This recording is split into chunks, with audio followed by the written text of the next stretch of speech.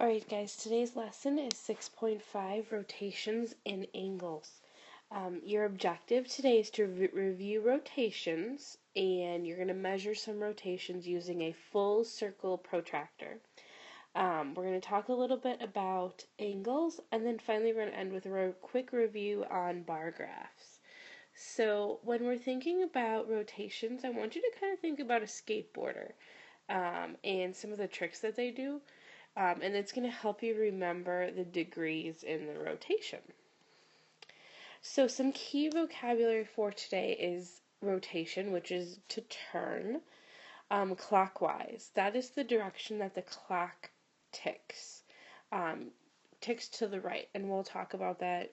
I have a visual for the example to kind of help you understand that. And then finally a right angle, and that measures exactly 90 degrees. No more, no less, exactly 90 degrees to be a right angle.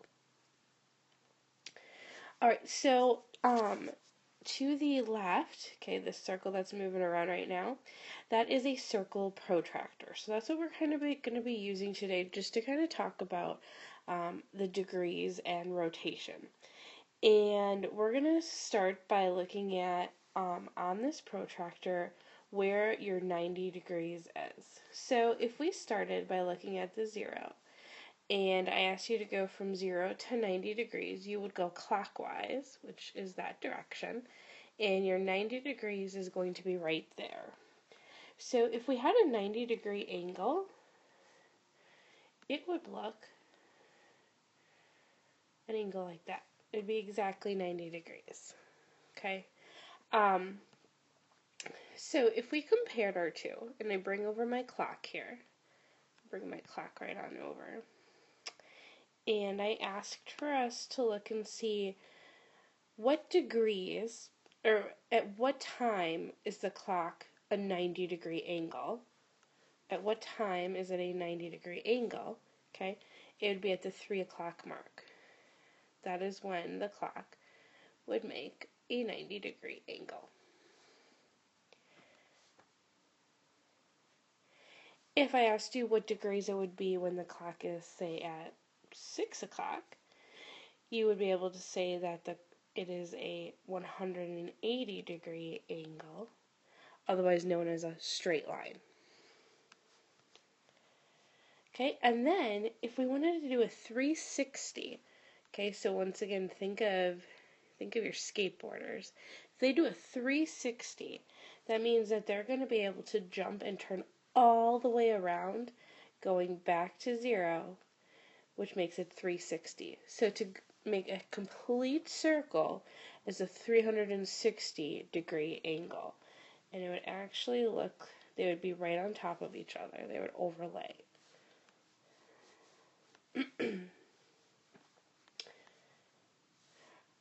If I asked you what degree would it be if it was at, say, 4 o'clock on the clock, you would see that it's right at the 120 mark.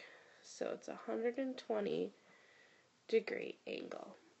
We're going to be practicing some more with some protractors throughout the week, but this is just to kind of give you an idea of what a full circle protractor looks like. And then just to kind of go over, so a right angle is going to be an angle that measures exactly 90 degrees. Okay. Usually it's indicated, it'll have this square at the corner, so that you will know for sure it is a right angle. Okay. It could be an angle that you can draw an angle, maybe it's like a backwards right angle. So would look like that.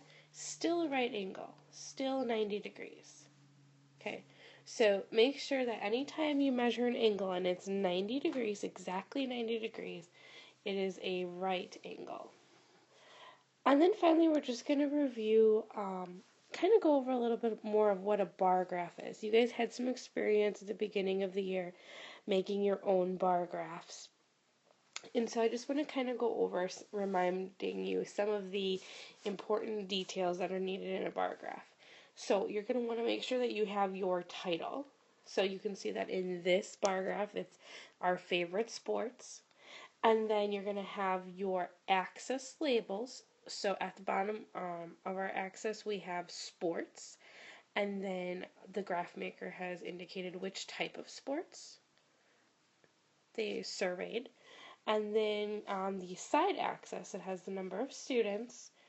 And then as the data was collected, the person made a bar that went to how far the data they collected, the result of that.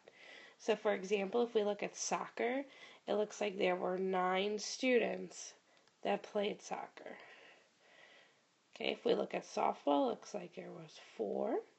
Basketball had 6. And then other sports had about 3. Okay, so reminding you that a bar graph is a graph used to portray data that is collected.